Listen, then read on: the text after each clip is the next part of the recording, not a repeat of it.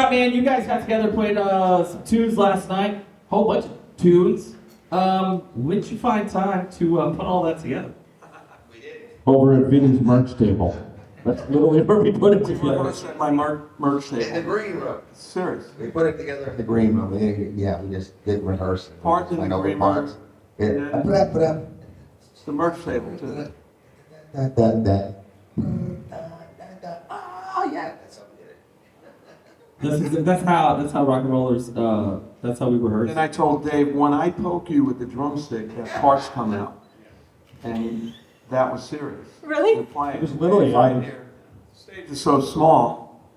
So I poked him with the drumstick and okay.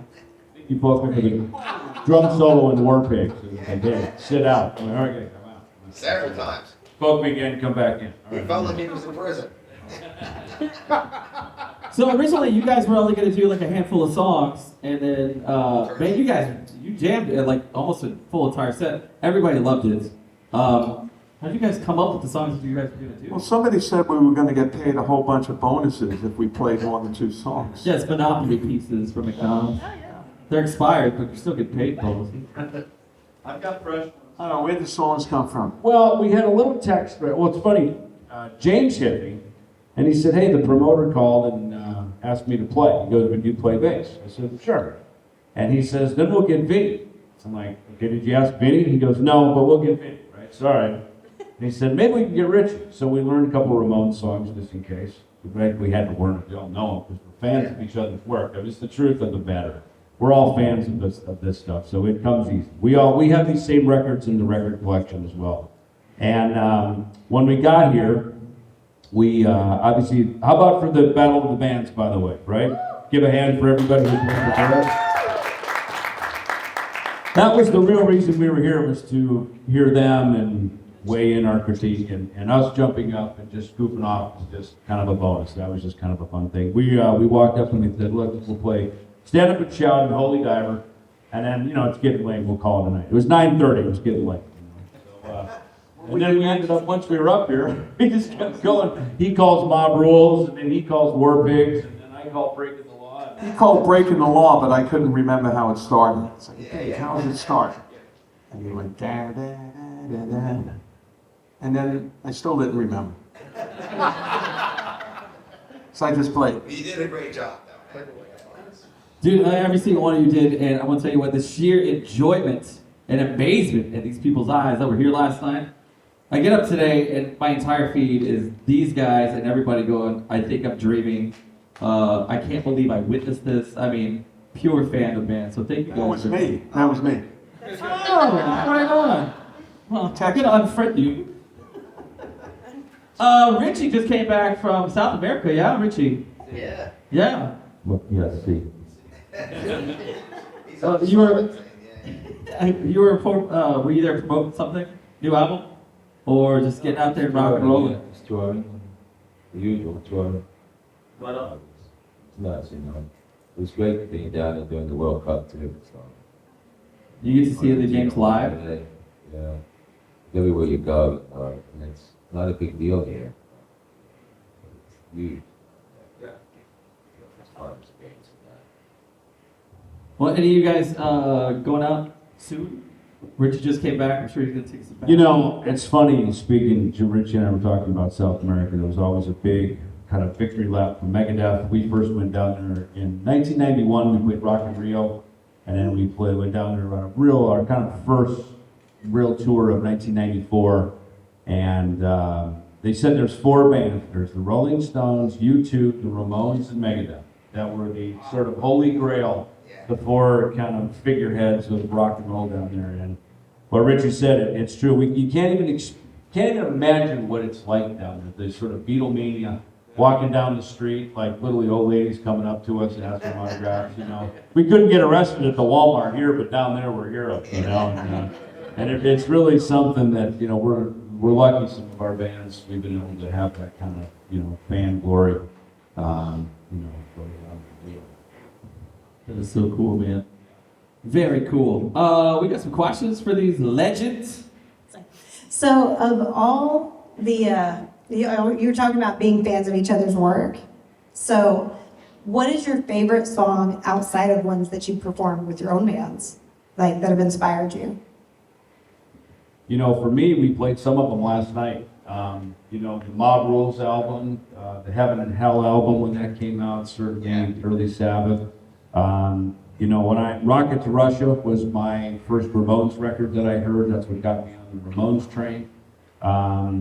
James and his band Helstar would always open for Megadeth back in like, 85, 86, when we would come through the area. Well, that's a real legend. Yeah, so exactly. So With the Japanese bomb Pearl Harbor. Yeah. We were doing that a long time ago, yeah. So I seeing Vinny at the Houston Coliseum when I was 20 and Vampire Age 2. But I saw the Mob Rules tour and they had the Outlaws open up. And they just blew. And then when I saw Ronnie and his singing is what made me grab a microphone and go, I want to be a singer now. And thanks to you, Vinny, and your drumming was just so amazing. It was a whole, to me, like coming on stage with you guys, this guy here, we've been friends forever, touring with Megadeth since 1985 when I was 5. You know, but it was amazing that to get on stage with you guys tonight and just like really go like, I'm speechless. Now I don't have to worry about the sunlight. I'm normal now. Dude, not for nothing, man. Like, of course, these guys getting on there, jamming out, right? Here comes Vampiro. I'm just calling him Vampiro, my friend. He comes out and just, dude, you wail, man. You wail. And it's the first time I've experienced it live, but you got some lungs, and you sounded so great. Kind of brought back those memories of, like, Dio and a little bit of Keith. That's because we kicked them in the ass when they played. Right? I got a question. To say though, the Ramones, we do Pet Cemetery, and I love Sedated, and somebody put something in my drink. Somebody put something in my drink. These guys were on the cutting edge of what created heavy metal. So please, everybody, give it up for this man right here. Thank you. Vampiro, you kind of answered one of my questions that I was going to ask as soon as I was getting ready to ask it. One of the questions I was going to ask is, you mentioned that you guys had some Ramone songs prepared. We did. Which ones? Sedated. Pet Cemetery, and somebody put something in our drink. Why didn't y'all do that? Because Richie went home. We didn't want to bother. Somebody put something in Richie's drink. Richie went out to play pool, and but he warmed everybody up. The clown, man. I was great. He was so passionate about that band, and it's so funny because I even said to him, I said, "You guys sound like you listen to Slipknot and the Mentors." He goes, "We do listen to Slipknot and the Mentors." It's like, it shows, right? I think that was Richie's favorite band. Good to see the passion. You got any more questions? Come on up. Don't be shy. Stand in line. So my question is for Richie. Yesterday I asked you, and I just want you to say it on film.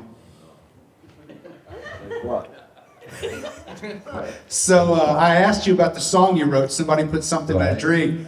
I want to hear the story, because that was a pretty impactful song for guys like me.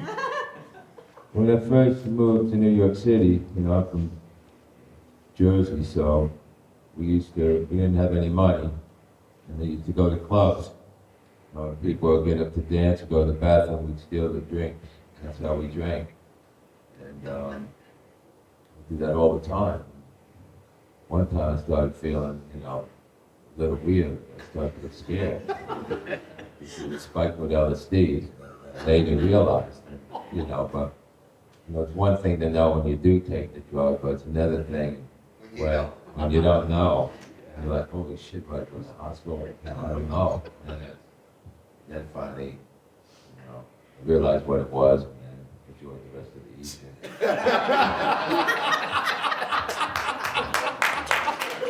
So the funny thing is, Dee, when I got in the band years later, he said, well, that's a great story, you should write that song. Actually, the song is exactly about that, but I did write that song that led off one of the albums, so that was kind of cool. And they played that song on their set. You know, every album you change like 4 songs, it's basically the same structure, because once you have a set that flows, you really don't mess with it.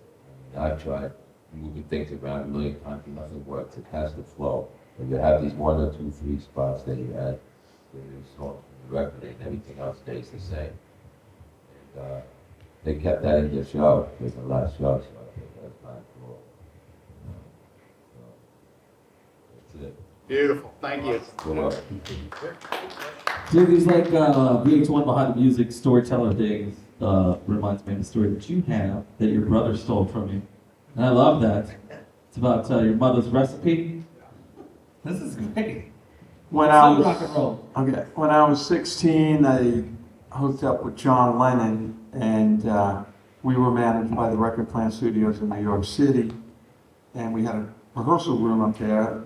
It was out room, so we were up there as much as possible rehearsing. One night, Jimmy Iovine called us and said, "Can you come down and do hand claps for this song we're recording?" I said, "Sure." So we went downstairs. It was 9 of us. It was 4 horn players and drums, keyboards, singer, guitar. And we went down. We walked in the studio, and there's John Lennon. We go, "Oh shit, John Lennon! My God!" So we put the headphones on. Now he's talking to us. He's talking to you right in your ear. You're going, "Oh man!" I'm 16, so I was going to school the next day. So this was quite a contrast. So what happened was we didn't do a fanboy thing with John, and he wound up coming up to our rehearsal room a couple days later, hanging out with us. We played pool with him. I smoked a lot of joints with him. He always wanted to blow, but I didn't do blow with him. So it's like I got good pot. So we smoked some pot, and then we're talking Italian food. So I told him, I'm Italian, my mother makes the killer lasagna, my grandmother the whole bit. I said, I'll have her make you some. So my mother made Hannah lasagna. A couple days later, I bring it in the record plant, I see John, I give him the lasagna. And he was really thankful. Wow, great, thank you so much. And then about a month later, my brother was at that time playing with Rod Stewart, and they were playing Madison Square Garden. And there's a backstage party, and my parents went to the party. I didn't. I was on the road somewhere. And my mother goes, "Oh, there's John Lennon," to my father, "Charlie, let's go say hi." So Carmine, my brother, brought them over to meet John and said, "This is my mother and Vinny's mom." And they hit it off, and they talked for a while, and blah, blah, blah. And at the end of the conversation, my mother asked John, she goes, "Do you have the pan?" Because, when you make lasagna in the Italian family, the pan, it's very important. So John didn't have the pan. And we never got the pan back. So we think Yoko has it. Because Carmine's doing the storytelling thing, and he's using this story, which is my story. And I go, "You telling him that story? You didn't play with him." And then we wound up doing a couple of videos with him. We did, he produced a singer, we were the backing band, and then we did a gig at the New York Hilton, which was live on worldwide TV. And we played 3 songs, Slip and Slide, and Imagine, and Stand By Me. And then a couple of years ago, I found out that was his last live appearance. So it freaked me out. I'm like, me, kid from Brooklyn, played one of the Beatles, John Lennon's last live appearance. It's amazing. But I can kick myself because I never got his autograph. Never got any fanboy stuff. Now it's like, should have got it. No autograph, no pan. Yeah, no pan, no autograph. I should have said, at least give me an autograph and kept the pan. It's telling with an autograph. What about you guys? Any of you guys have a fun behind-the-scenes storyteller-ish type story? Is there any we can tell? This was the 80s, remember? Yeah.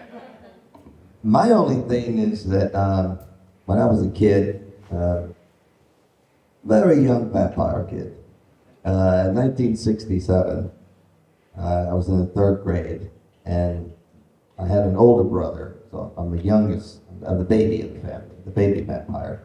So he took me to a concert to see the Monkees.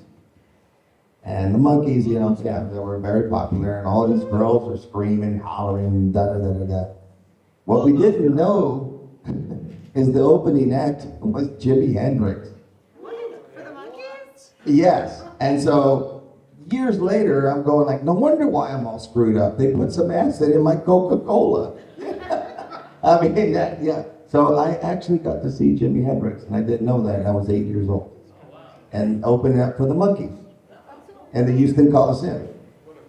Yeah, what a bill, right? And who knew? Who would have ever known? And now I go back in time, and I'm like, wow, Robert. Now he's retired, and you know, we saw Jimi Hendrix. Who? You know, hey, salute my mom. Oh, I didn't know that, James. Yeah, you took me to that concert. You ruined my life. Yeah, that's Jimi Hendrix's first tour, right? With the Monkees. His first national tour, I think. Yeah. What we got, man? Some stories? Well, we don't have any more stories. You got books of stories. Books. Books and stories. Yeah, what's behind the music, VH1. Yeah. The stories are legendary. They're already out there. They're not even secret anymore.